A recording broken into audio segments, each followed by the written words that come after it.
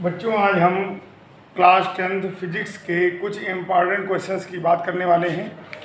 मैंने अनसॉल्व लिया है और इनसॉल्व के माध्यम से मैं आपको कुछ इम्पॉर्टेंट क्वेश्चंस बताने की कोशिश कर रहा हूं। और सबसे पहले मैं 2023 के सेट 1 से शुरू करने वाला हूं और इन सब क्वेश्चन को आप देखिएगा और समझिएगा।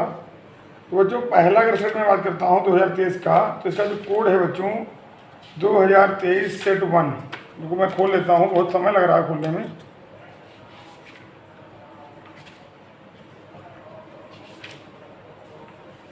दो 2023 सेट 1 ईजे।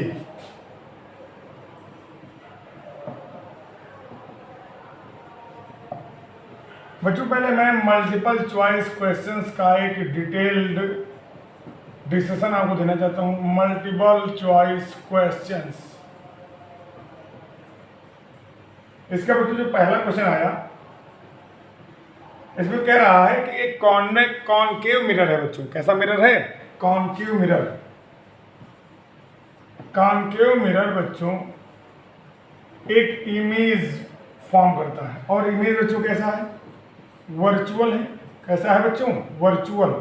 अब कॉनकेव मिरर एक वर्चुअल इमेज बना रहा है और that is greater than object. Greater than object. तो इसका कहने का ये मतलब है कि पोजीशन ऑफ ऑब्जेक्ट कहाँ होनी चाहिए। तो इसके लिए बच्चों क्या करते हैं हम? इसके लिए सबसे पहले रे डायग्राम भेजते हैं। देखिए बेटा, कॉनकेव मिरर के 6 डायग्राम हैं। जब बेटा ऑब्जेक्ट कॉनकेव मिरर के बहुत पास होती, बहुत नियर होती है, तभी उसका इमेज कॉनकेव मिरर से वर्चुअल इमेज बनता है। और उसके अलावा सारी कंडीशंस में जो हमारा इमेज होता है दैट इज रियल। बच्चों, कंडीशन कौन सी है? अगर हम कॉनकेव मिरर का बच्चों फिगर बनाएं तो शायद कॉनकेव मिरर हमारा कुछ ऐसा होगा बच्चों। ये बच्चों पोल होगा। यहाँ से बच्चों हम प्रिंसिपल एक्सिस खींचेंगे, ये इसका प्रिंसिपल फोकस होगा, ये सेंटर कर्वेचर होगा। बहुत करीब का मतलब क्या है? जो आगे बच्चों है वो कहाँ होनी चाहिए? प्रिंसिपल फोकस और पोल के बीच होनी चाहिए। बच्चों, अगर एक रेस के पैरेलल जाएगी प्रिंसिपल एक्सिस के, तो रिफ्लेक्शन के बाद प्रिंसिपल फोकस से जाएगी बच्चों, कुछ ऐसे जाएगी। अगर एक बच्चों क्या होगा, एक बच्चों जो रे होगी अगर इसके पोल से जाएगी बच्चों, तो वो अपोजिट डायरेक्शन में बच्चों रिफ्लेक्ट होगी और इक्वल एंगल बनाते हुए कुछ ऐसे जाएगी। लेकिन बच्चों होगा क्या? बच्चों, ये जो गैप है आगे की तरफ बढ़ रहा है। अगर हम रेज को वर्चुअली पीछे बढ़ाते हैं तो ये मिरर के पीछे कहीं पर जाके काटती हैं। तो इस तरह से इसका इमेज बच्चों बनता है। और आप देख रहे हैं जो इमेज इरेक्ट होता है, इमेज कैसा है बच्चों? ये इमेज है बच्चों, और इमेज कैसा है? इरेक्ट है। तो मिरर के द्वारा जितने भी इमेज बनाए जाते हैं, अगर वो इरेक्ट होते हैं तो उनको वर्चुअल इमेज कहा जाता है। मिरर हो चाहे लेंस हो, इन सब के केस में जो इरेक्ट इमेज होते हैं वो वर्चुअल ही कहलाते हैं। और बच्चों, मिरर के केस में जितने भी वर्चुअल इमेज होते हैं, जिधर पेंट होता है, पेंट के उदाहरण देखो, ये पेंट किया गया है, पेंट के उदाहरण क्या है? बिहाइंड द मिरर कहा जाता है। इस पोजीशन को बच्चों क्या कहते हैं? Behind the mirror. Behind the mirror. तो जो इसमें जो आंसर बच्चों होगा, इसमें आंसर बच्चों दिया गया है, पहला ही ऑप्शन सही होगा, बिटवीन प्रिंसिपल फोकस। पहला ऑप्शन नहीं होगा, पहला तो दिया गया principal focus and centre curvature, तो डी वाला ऑप्शन होगा कि पोल एंड प्रिंसिपल फोकस। कहाँ होगा बच्चों? जो पोजीशन ऑफ ऑब्जेक्ट होगी बच्चों, पोजीशन ऑफ ऑब्जेक्ट होगी वो क्या होगी? Between pole and principal focus. तो ये बच्चों हमारा पहले क्वेश्चन का बच्चों डिटेल डिस्कशन था। सभी को मैंने इस फिगर के माध्यम से समझा दिया है, और चाहे तो इसे आप नोट कर सकते हैं और इसको हम इरेज करते हैं। फिर हम बढ़ते हैं अगले क्वेश्चन की तरफ। बच्चों, अगर हम सेकंड क्वेश्चन की बात करते हैं कि कोई बच्चों वोकैबुलरी दी गई या कोई भी लेटर दिया गया, इसमें कह रहा है कि कोई भी अल्फाबेटिकल एक टेबल है बच्चों, और उसमें जो स्मॉल लेटर्स हैं बच्चों, क्या है बच्चों? Small letters. स्मॉल लेटर्स को रीड करना है। क्या करना है बच्चों? रीड। तो कैसा lens? Which type of lens? Which type of lens is used? Which type of lens are is used? Which type of lens? Which type of lens is used? ये जो ऑप्शन दिए गए लिखे दे रहे हैं हम। पहला 50 centimetre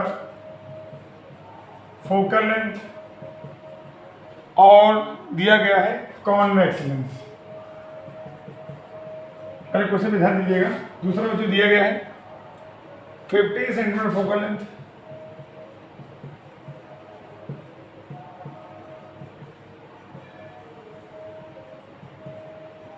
concave lens.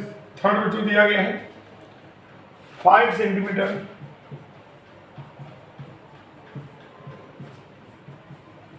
Focal length,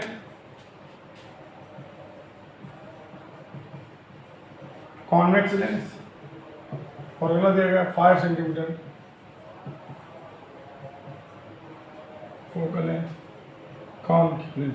बच्चों सुनिए मेरी बात, अगर हम बेटा कॉन्वेक्स लेंस की बात करें तो कॉन्वेक्स लेंस को बेटा हम मैग्नीफाइंग ग्लास कहते हैं। मैग्नीफाइंग ग्लास का मतलब क्या होता है कि ये चीज़ों को बड़ी करके दिखाता है। ये जो क्या करता है, बड़ी चीज़ों को, ये चीज़ों को बड़ी करके दिखाता है, छोटी चीज़ों को बड़ी करके दिखाता है। आपको याद होगा जितने भी हमारे माइक्रोस्कोप होते हैं, टेलीस्कोप होते हैं, इनमें कॉन्वेक्स लेंस ही लगा होता है।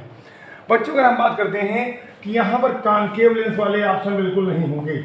अब बात आती है कि यहाँ पर कॉन्वेक्स लेंस वाला ऑप्शन या तो 50 centimetre focal length convex lens होगा और या तो 5 centimetre focal length convex lens होगा। अब बच्चों यहाँ पर बात आती है, यहाँ पर बात आपने पढ़ी होगी पावर ऑफ लेंस। क्या पढ़ी है बच्चों? Power of lens. और पावर ऑफ लेंस क्या होती है? P इक्वल टू क्या होती है? 100/f होती कि नहीं होती बच्चों? अब बच्चों जिस लेंस की पावर ज़्यादा होगी, जिस लेंस की पावर क्या होगी? ज़्यादा होगी, वो लेंस हमारे लिए ज़्यादा एप्रोप्रिएट होगा।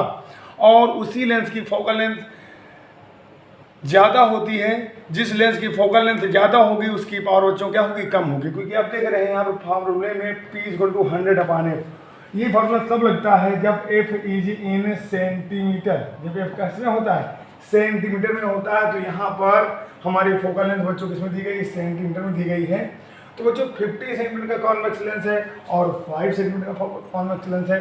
तो अगर हम पावर यहाँ से निकालते हैं तो P इक्वल टू 100, पहले लिखते हैं 50, क्योंकि कॉन्वेक्स लेंस की फोकल लेंथ बेटा क्या होगी? पॉजिटिव होगी। तो आएगा 2 डायोप्टर। बच्चों जो पावर ऑफ लेंस है बच्चों उसकी यूनिट बच्चों डायोप्टर होती है। और अगर हम 5 सेंटीमीटर की बात करें तो ये होगा बेटा 20 डायोप्टर। तो इसीलिए बच्चों हमारे लिए वह लेंस अच्छा होगा जिसकी पावर बच्चों कितनी होगी? बहुत ज़्यादा होगी। तो यहाँ पर 5 सेंटीमीटर फोकल लेंथ वाले कॉन्वेक्स लेंस की पावर ज़्यादा है, इसलिए ये लेंस बच्चों क्या होगा? ज़्यादा बेस्ट होगा। इसलिए यह लेंस बच्चों क्या होगा? ज़्यादा बेस्ट होगा। तो रीड करने के लिए बच्चों, स्मॉल लेटर्स को रीड करने के लिए हम इसी लेंस का यूज करेंगे बच्चों। बच्चों हम आगे बढ़ते हैं थर्ड क्वेश्चन की तरफ। और थर्ड क्वेश्चन को मुझे बहुत अच्छी तरह देखते हैं। ये बच्चों मैं एनालिसिस के बता रहा हूँ और कलर और ऐसे दिखाऊंगा। बच्चों अगला है कि कह रहा है कोई spherical mirror and spherical lens. एक स्फेरिकल मिरर दिया गया है और एक स्फेरिकल लेंस दिया गया है।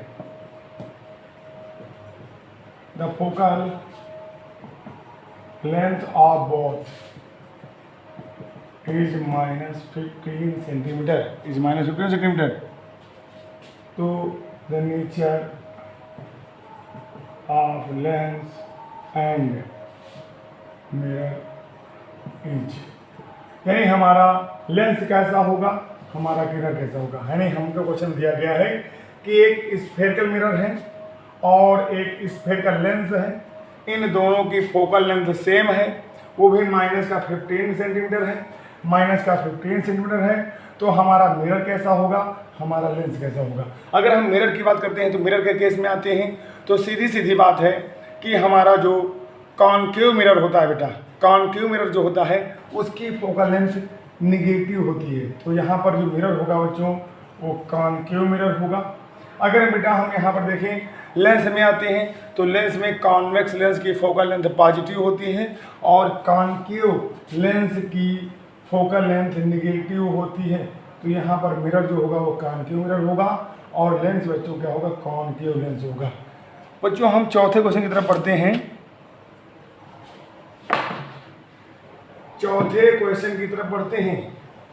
चौथा क्वेश्चन कह रहा है विच पार्ट ऑफ आई